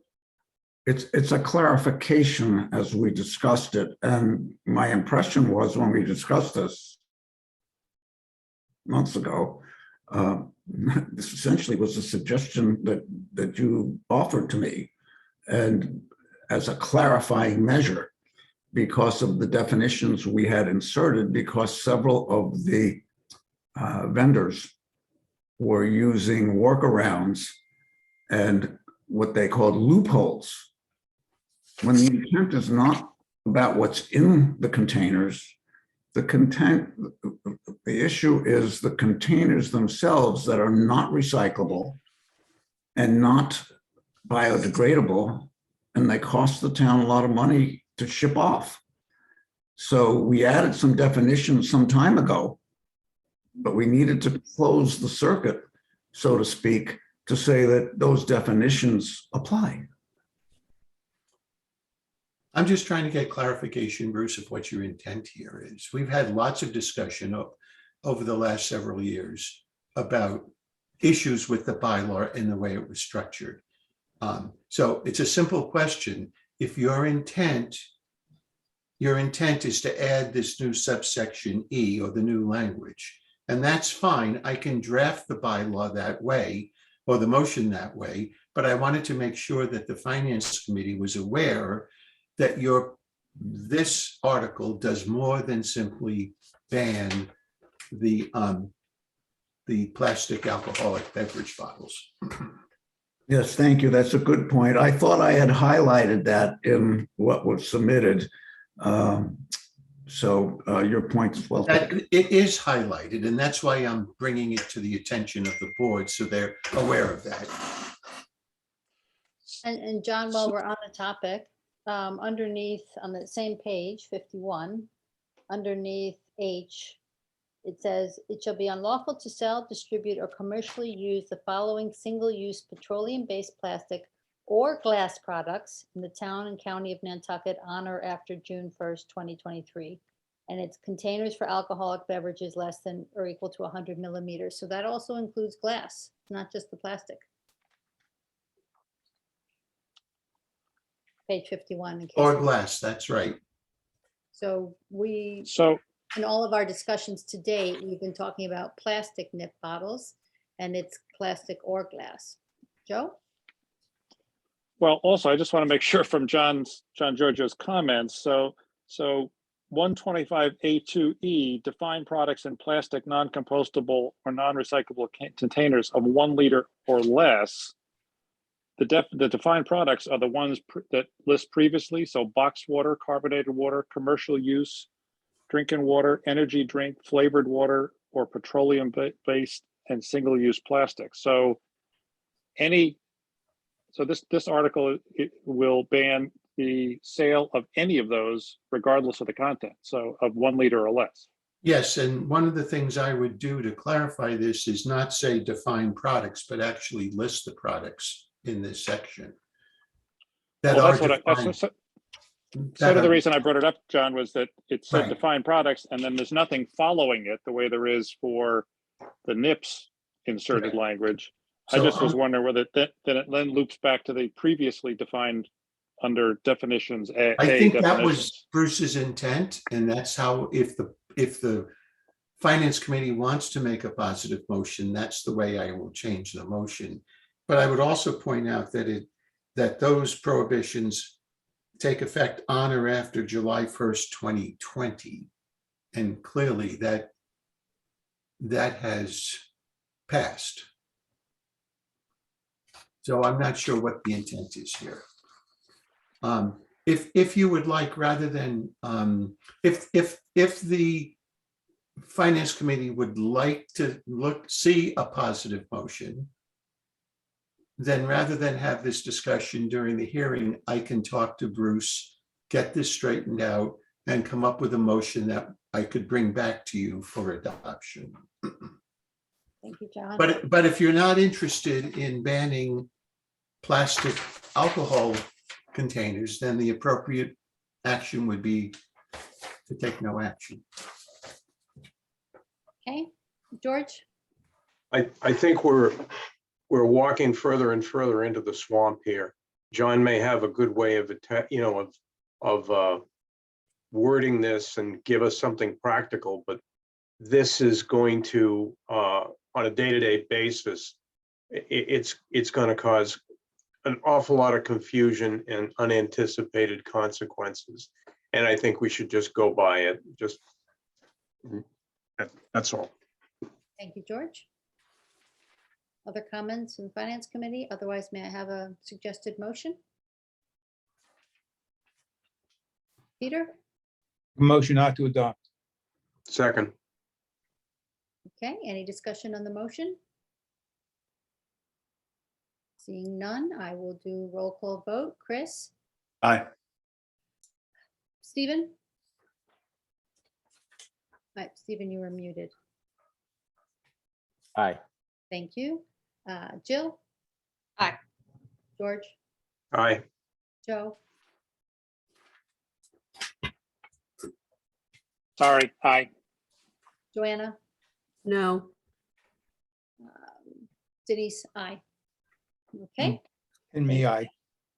Oh. Who did Aye. I forget? Oh, Peter. Peter, I'm sorry, Peter. It's all right. Again, I keep pointing out I should be better at this by now. Okay. On to the cigarettes. Article 70, single-use plastics, tobacco filters. John, I am assuming that your observations on this one are the same. Except we now still have the page 53. Define products in plastic non-compostable is still in here. Correct. As I read this, those two changes are being proposed in this article. Again, to ban those defined products and also to ban plastic fiber tobacco filters. Any questions from the Finance Committee for Bruce? Peter? You're muted, Peter.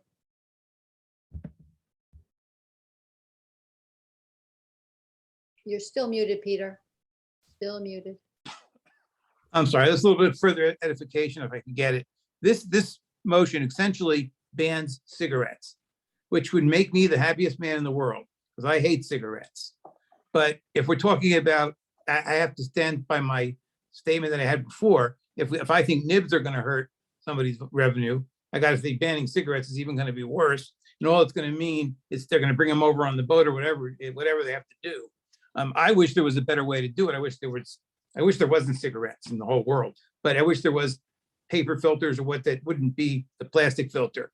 But from what I've read, the real option is there is no option.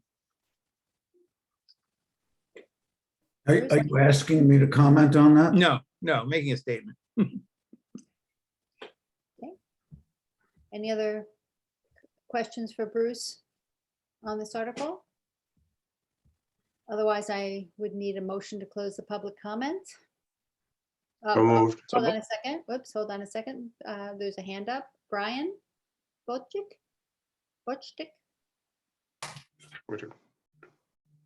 Yes. Brian, please. Yes, I'm here. Thank you, Madam Chair. My name is Brian Foydick, and I'm here on behalf of the National Association of Tobacco Outlets and our Nantucket members, speaking on the warrant that we're discussing now. In response to the question from Mr. Schaefer about the liquor bottles, it would be impossible to replace current filtered cigarettes in a retail store with a different type of filtered cigarettes unless a manufacturer were to submit one of 3 different types of applications to the FDA and spend a few $1 million to get that product approved before you could sell it in Nantucket or anywhere in the US. And I would just say that blanket prohibitions of most things are not particularly effective. They create the appearance that something is being done, but these products will be readily brought to the island and presumably washing up on the island, unfortunately, regardless. A 2020 analysis by the Ocean Conservancy on their cleanups indicated that cigarette butts are no longer the most common trash collected, but it's still a big problem. Food and snack wrappers were most prevalent, and those two and cigarette butts were followed closely by plastic bottles, plastic bottle caps, and straws and drink stirrers. I understand the desire to do something, and I appreciate trying to do it on all of those things rather than singling something out. One aspect of cigarette filters versus the other litter is that in the US for decades now, fewer and fewer people smoke cigarettes every year, though nearly all do smoke filtered cigarettes. Not the same can be said about snacks and plastic bottles with plastic caps. And I don't know, I'm not an expert, but I would imagine a significant amount of waste is brought to Nantucket from other places, unfortunately. I do know that this would harm Nantucket retailers. A traditional gas station or convenience store relies on tobacco sales for up to 35% of revenue. And most of that comes from cigarettes, so that would affect them. And I would just end on saying education is the best way to affect meaningful long-term change. It's our hope that the town would consider alternatives, ramping up education about laws pertaining to littering, increasing penalties to the actual litterers, increased visible, attractive receptacles and things like that, and engaging the community and businesses in a campaign that they can work together and be positive and proactive rather than a blanket ban. But I just wanted to weigh in on behalf of the retail members we have in Nantucket. Thank you, Brian. Bruce? Thank you, Madam Chair. Brian, thank you for your comments. They're well taken. The intent here is to essentially try to protect our island's environment. These discarded toxic pieces of plastic contain all kinds of chemicals that are unfriendly to our groundwater. And I would agree with you that education is a good way to do it. We've tried it. Receptacles for cigarettes. As you know, members of the committee, I've told you I've tried on several occasions just to get NERDA to put receptacles at the bus stops. They refuse. It's a complicated issue. The bottom line is the article is not meant to try to balance the potential profit of vendors who are selling these toxic materials with their profitability versus our environment. I don't think we have that choice. And, you know, I might be on a little bit of an environmental high horse here, but these are the number one and number two, the NIPS, most littered items on our island. And it is our island to protect. And there are alternatives, as I listed to you in my discussion at the prior FinCom meeting, that are readily available, and there are alternatives. So it's up to you folks. And I appreciate you spending the time to listen and to consider. Thank you, Bruce. Libby, is your hand raised? I could see. I'm sorry, I just wanted to follow up quickly on what Bruce just said about cigarette butt trash cans at every bus stop. I think you were probably, Bruce, exaggerating a teeny tiny bit, but there's a couple of things to be said about that. And I know this isn't necessarily the point of your article. The Board of Health actually has regulations adopted that prohibit smoking on all town property. That is virtually impossible to enforce. So we've fallen back on education, and we definitely need to do a better job there. But the reason that there aren't cigarette butts at every single bus stop is because of the sort of strange message that might send. Smoking's not allowed, but you can put your cigarette butt here, and it's confusing. The same problem downtown. And there's also the other problem of clearly we don't have staff to go around and empty all these things everywhere. It's the same reason we don't have trash cans at all the bus stops. Thank you, Libby. Okay. Any other questions, comments from the public before I ask to close the public discussion on this article? Okay, may I have a motion to close the public discussion? So moved. And a second. Thank you. Roll call. Peter. Aye. Stephen. Jill. Aye. George. Aye. Joe. Aye. Joanna. No. Close the public hearing. Close the Oh, public. no, hearing. close public hearing is fine. Come on, Sorry. Joanna. I was like, That's to see if I'm still paying attention, right? Joanna? Thank you. We can Still see paying if you attention. keep talking. And Chris. Aye. Thank you, Denise. Aye. That passed unanimously, though it was a nail biter there for a minute. May I, okay, now a discussion about a potential motion. One thing I just want to ask John Giorgio, because it has the same on page 53, defined products in plastic non-compostable containers of 1 liter or less. So it's the cigarette filters and this would be what we're approving. And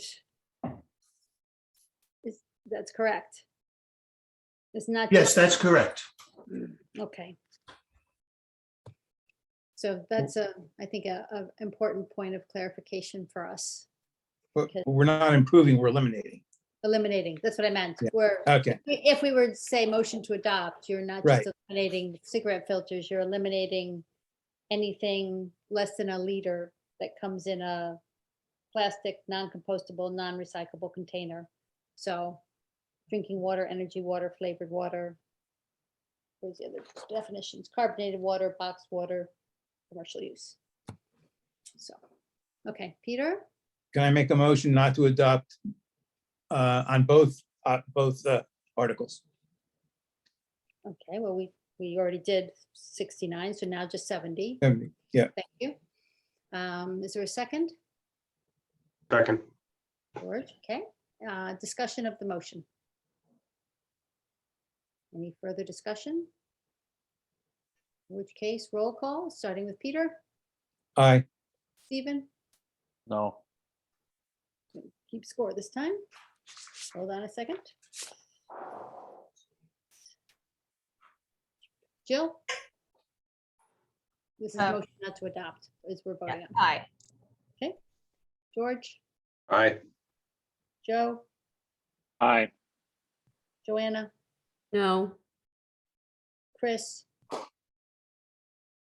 I didn't hear you, Chris, sorry. Sorry, aye. Okay. And Denise, aye. So motion not to adopt. Thank you, Bruce.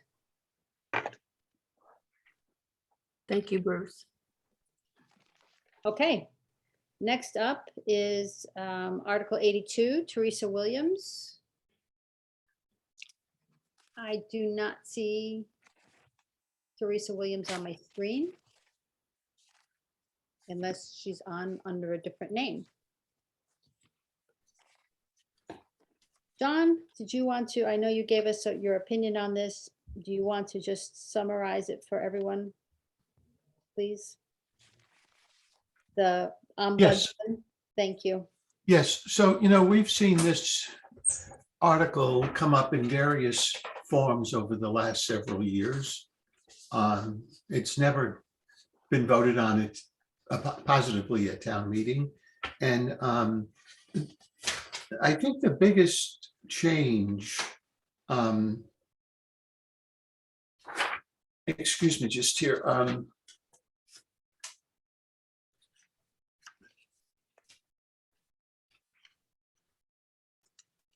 So this appears to, the difference this time around appears to be that it's intending to adopt an act. I don't know what that means. I assume it means a home rule petition. But that's not clear from the verbiage in the article. Also, it is extremely scant on detail. And so if this motion, as the article is written, were to pass at town meeting, there's almost no direction given as to exactly how this exactly what jurisdiction this ombudsman would have, what kinds of complaints could be decided. And it would have to, in my view, it would have to have much more detail in order to, where it would, in order to have it pass the legislature. And perhaps more importantly, you don't want to create a nightmare scenario here where you have this ombudsman without a clearly defined jurisdiction or authority, I think it could lead to quite a bit of chaos. And, I would encourage the petitioner who, if this is something she really wants to develop and present in a way that at least it would be suitable for voting, then she should come during town council office hours and talk to me so I can get a better sense and maybe assist. But the way this is written, I think it has too many deformities to go forward. And all it's going to do is create uncertainty and chaos in the town. So my recommendation would be that you not adopt this. Thank you, John. Is there any member of the public that wants to speak to this before I ask for a motion to close the public hearing? Seeing no hands raised, may I have a motion to close the public hearing? So So moved. moved. Second. Thank you. Peter, Aye. Stephen, Aye. Jill, Aye. George, Aye. Joe. Aye. Joanna, we're closing the public hearing, just so Yeah. you're clear. Aye. Chris, Aye. Denise, aye. Okay. May I have the public hearings closed? May I have a motion, Chris? Yeah, I don't want a nightmare scenario of confusion and doubt, so I'm gonna move to not adopt. Is there a second? Second. All right. Is there any discussion on the motion? Seeing no hands raised. Peter, Aye. Stephen, Aye. Jill, Aye. George, Aye. Joe, Aye, aye. Joanna. Aye. Can I vote more than once? Yep, I think you did. Chris, Aye. Denise, aye. Motion not to adopt. Thank you. Okay. I'll trade you a few, Joe. Okay, Article 72, Campbell Sutton. Now, before Campbell, thank you for being here. And again, I believe this isn't something the Finance Committee can actually make a recommendation on because it's not within our purview. It's in the purview of the Select Board. Is that correct, John? I believe that's correct. At least that's the way I've read Mr. Giorgio's description a month ago or so when he was giving comment on the articles. That it's under the Select Board. Chapter 250 is under the Select Board. So I guess my question would be, Mr. Giorgio, whether can this still get a vote that would be a, no, I forget, now I'm forgetting what it's called, where you get you get sort of the census of the meeting. Do you know what I'm? Non-binding advisory. Yes. And then take it to the Select Board, or should I just take it to the Select Board anytime they have room on their schedule to take a look at it? Hi, Libby. I just want to point out what my comment was on this article. Currently, the regulations require dinghies to be removed from certain locations between certain dates. It seems the petitioner is seeking an additional 2 weeks from one location and 1 day in another. If the Harbor and Shellfish Advisory Board feels this is important enough to recommend a change in the regulations, that recommendation can be made to the Select Board. So Campbell, if I were you, I would go take this to Shab if you wish to pursue. Okay, so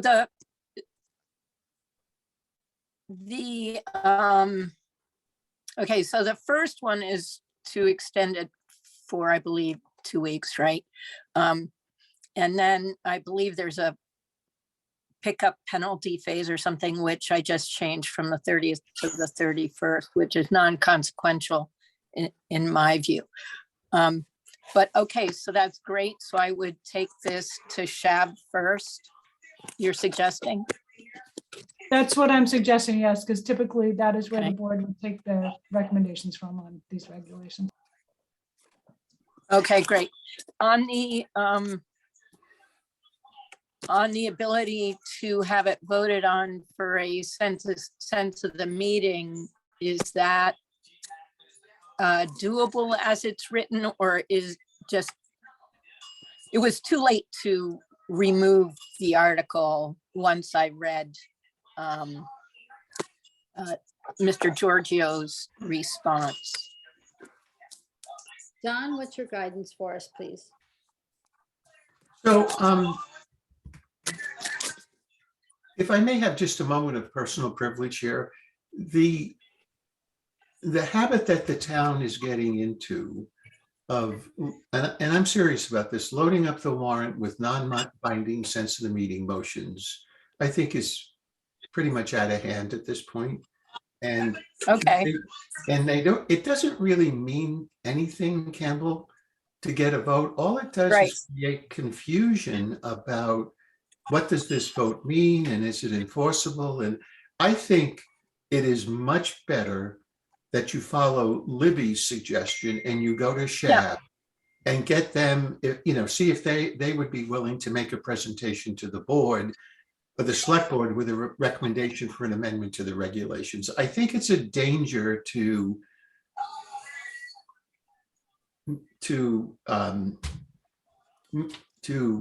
cross jurisdictions here between the select board and regulations and town meeting is there to appropriate money and to adopt bylaws, essentially. And non-binding resolutions take up a lot of time, a lot of energy. And I mean, it's up to you, Campbell. If you want to do it, you could work with the moderator to turn this into a non-binding resolution. I think you could do that, but it just winds up, town meeting gets out of hand at some point with all of these non-binding resolutions. Yeah, I hear what you're saying, Mr. Giorgio, and I'm happy to take it to SHAB. In the end, it's it's a small thing in the overall plan, and then if one needs to get more support behind it, that then I can move in that direction when it's necessary. So I appreciate your comments, Mr. Giorgio and Libby, and thank you for your time, all of your time for the Finance Committee. Thank you, Campbell. May I have a motion to close the public comment of this topic? Motion to close the public hearing. Thank you. Second. Thank you. Second. Thank you. Chris, Aye. Joanna, Aye. Joe, Aye. George, Aye. Jill, Aye. Stephen. Aye. Denise, aye. Okay. So John, do we even need to make a motion, or we make a motion to pass over? I would suggest a motion to take no action. Okay, thank you. May I have a motion? Motion to take no action. Second. Thank you. Any discussion on the motion? Seeing no hands raised. Chris, Aye. Stephen? Aye. Jill? Aye. George? Aye. Joe? Aye. Joanna? Aye. Denise? Aye. Okay. Denise, you skipped me twice. Oh, Peter. Sorry, Peter. And you're right in the center of my screen too. It's unbelievable. It's okay. I agreed with everybody on that one, on those two. Okay, good. Okay, now 80. Mr. Boones, Good evening. welcome back. So Finance Committee, any further questions for Jeff? Do you prefer Jeff or Jeffrey? Either's fine. Jeff's fine. Okay, thank you. Any further questions for Jeff? Sure, I have one. Thank you, Stephen. Jeff, how many applications for solar panels have you been involved with that were denied? Directly or indirectly? The floor is yours. I've been involved with 3 indirectly that were denied. 2 of them, one is 9 Dennis Drive. It was built in the 1980s. It's at the end of a cul-de-sac. And the other one is 34 Meadow Drive. It was built in the 1980s. Neither of these are historic. The one I think has been talked about, 9 Dennis Drive, great roof exposure. It's on a cul-de-sac. All the neighbors signed a petition saying that they would love to have the solar in their neighborhood. Does that answer that? So I haven't been involved. Those are the 2 particular ones that stand out to me. Okay. Yeah, that is helpful. And you said the other was on Meadow Drive, Meadow View or Meadow Lane? 34 Meadow View Drive. Got it. And the objection from the board in each case was similar? That they were facing the street. Got it. So in your writing of this proposed change, it still allows the commission to deny applications somewhat arbitrarily. And I don't mean that in any, pejorative sense, but, they can reasonably deny applications. How is that different from what their latitude is today? I mean, how would that prevent these denials? We believe that there would be less denials, that there would be a clear wording, a directive for the HDC to allow solar panels outside of the core historic district that are facing the road. Currently, there was a comment on the number of HDC applications for solar that was out there, and that HDC was denying a small percentage. And what we're really not taking into account is the filtering that happens before applications get to HDC. Whereas pretty much 100% of the properties on the north side of the street, just from a community, they're saying, well, we know that HDC is not going to approve solar panels on our roof. And then there's a second filtering that happens with the solar installers, where a client comes to them and they're saying, well, we've taken these things to HDC and there's a high probability that this isn't going to pass. So they're not willing to spend the money. Let's say it costs them $100 or $1,500, $1,000 to $1,500 to go to the HDC. They're not going to spend the money to take it to the HDC. So there's an immense amount of filtering going on, where even without the HDC denying something or asking for 3 or 4 revisions, that they're not actually making their way to the HDC. And we're seeing Nantucket energy consumption is growing at an annual compounded rate of 6%. It's the highest in New England. We're building more houses, more electricity requirements and needs on the island. And we are passing up half of our capacity. We have roofs out there that we could put solar panels on. With black roofs, and we could be producing energy. We talk about being an independent island. For years, we're looking at sustainable Nantucket, creating food and so forth. This is our opportunity that we can be producing electricity. Joe, Stephen, are you all set? Yes. Okay, Joe? Thank you. Thank you. You had your hand Oh, up. actually, I did. I'm sorry. Jeff, you said that you experienced 3 situations where the HDC denied. In the HDCs at Holly's material, she talked about their flexibility and willingness to work with contractors. So I take it the 3 projects, they didn't come back with anything that was an acceptable modification to you or your clients? They directly faced the street and there were no large trees. Sometimes an HTC will go back 3-4 times asking for changes to make something maybe. The experience is that it becomes non-viable. These two were, I just can't show, they're probably set back from the road, less than 50 feet. Standard 2-story Nantucket building and the roof facing the road. So there weren't options as far as having a tree in the way, things that are set back farther. And that's a lot of our. So you didn't come up with it, you weren't able to come up with some compromise with the HTC. The projects just didn't work.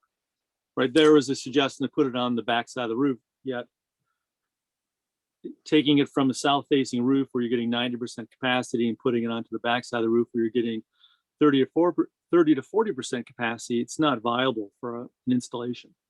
The payback goes from about 6 years to about 12 years without the lower output. Gotcha. Thanks. Okay, one of the things I'd like to mention is that Holly Backus wanted to participate in this discussion tonight with us to be able to talk also too from the HTC's perspective, and she had to leave to go to the HTC. So HTC meeting, so she's not here tonight.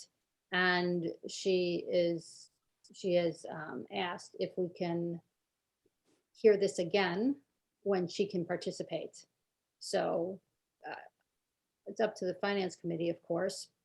It seems like a reasonable request to me. And I know Jeff loves attending Finance Committee. This has been the most fun he's had all month. So, Well, I would like to have Holly be able to participate. She kind of scrambled to participate the last time when we asked, and this time she was on for an hour, but then she had to leave and go to HTC. So it was my fault in not talking about Jeff's earlier, to be honest. So I'd like to suggest that if there's a negative recommendation on this, and I'm prepared to make that motion, then maybe we can go forward and see if my motion has support. So we don't need to invite Holly or Jeff back. Okay, then let me close the public hearing on this. So then that way we can discuss a motion. So with that, may I have a motion is there any other comments before I close the public hearing? No? Okay, may I have a motion to close the public hearing? Move to close. Thank you, Chris. Second. Thank you. Okay, Chris? Aye. Peter? Aye. Joe? Aye. Joanna? Aye. Jill? Aye. George? Stephen? Aye. Denise, aye. Okay, public hearing's closed. Okay, is there a, now it's up to deliberation about an motion. I'll second Stephen's motion, or I'll support it when it comes around.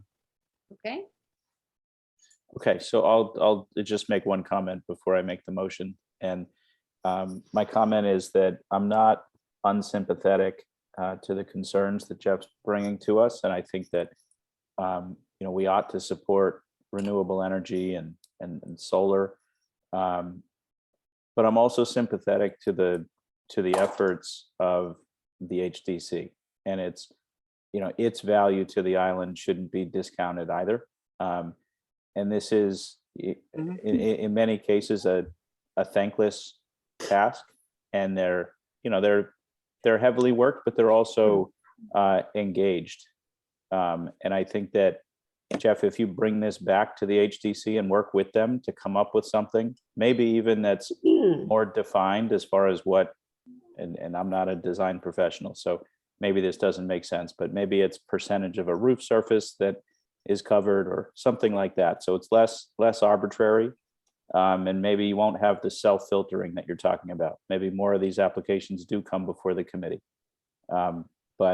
But to sort of do an end run around them and go straight to town meeting, frankly, I think is inappropriate, even if I'm sympathetic to the cause. So that's my rationale, and that's why I'm going to make a motion not to adopt. thank you, Stephen. Is there a second? Second. Thank you, Chris. Any discussion on the motion? No discussion? Okay, roll call. Chris, Aye. Peter, Aye. Joe, Aye. Joanna, Aye. Jill. Aye. George, Aye. Stephen, Aye. Denise, aye. Thank you. Thank you, Jeff. Thank you for your time. I do think that the HTC is quite open to working with you. I mean, that's my observation from some of the feedback that we've gotten during this discussion. So I don't think all hope is lost here, because your points are as to, I'm just kind of reiterating what Stephen said. So I'll just stop talking, but I do think that there's an opportunity there. And it's wonderful the amount of solar that is being installed on the island. I got involved when I started hearing the number of applications that weren't going to HTC. Yeah, it's good. It would be good if you could, sit down with the HTC folks and say, well, it's great that you only denied 4, but you didn't get 40. And so how do we get through those 40? Potentially. So anyway, thank you very much. Thank you. Okay. Is there anyone on this meeting who wants to talk about any other article? Because it is a public hearing for all warrant articles. We offered that at item agenda 6, but I'm offering it one more time before I officially close the public hearing for the entire warrant.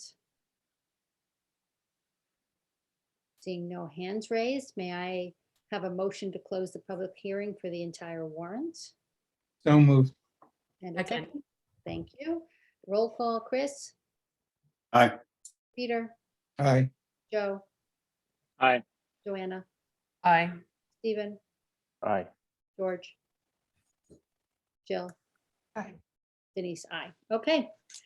All right. Does anybody have any committee reports that they want to put their hand up on? Brian, I actually have a question for you in terms of, do we have a date for the CRC? Hi, Brian. There you are. Hi, how are you? I don't have a date. I think they're still working, but I will follow up and make sure. I think the end of February is most likely the time, Okay. to be honest with you. All right. Well, I'll get confirmation on an exact time when the report will be done. Joanna, correct me if I'm wrong, but have you made most of your recommendations already? Nope. No? Okay. We just finished all of the second interviews with people. I think deliberations start tomorrow. Whatever that means. So I'll work with Dorothy, the chair, on a definitive date based on that information. Madam Chair. Thanks, Brian. You're Joanna, welcome. bring your calculator. That's what it means. So, yeah, good. Stephen and I and Jill can attest. That's what it means.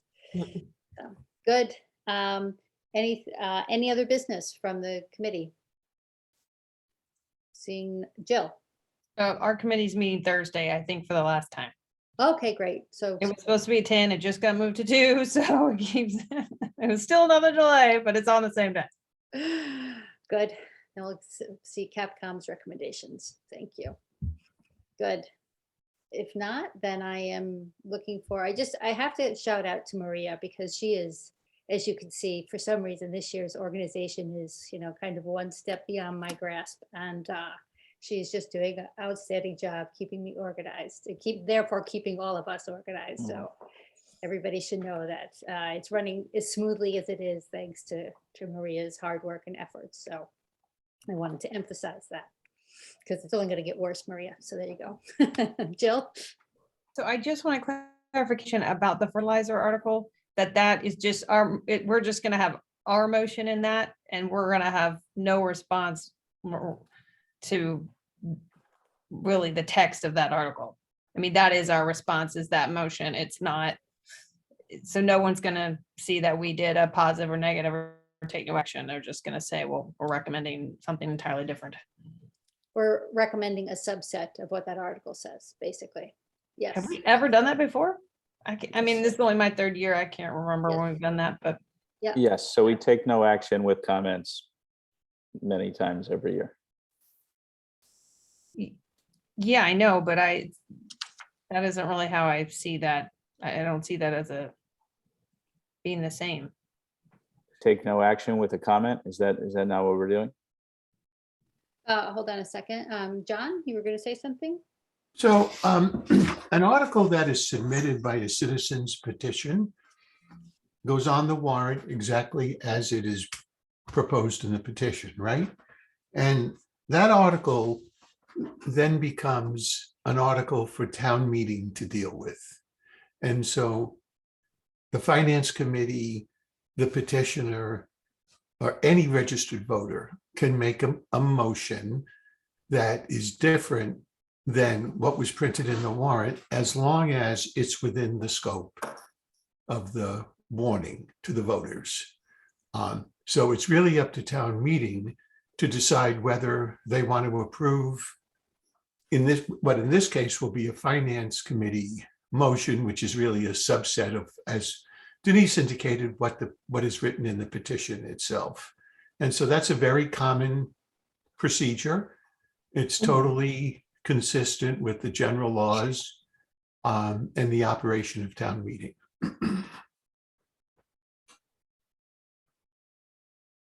Thank you, John. And our motion was motion to authorize town council to draft a revised home rule petition under 79.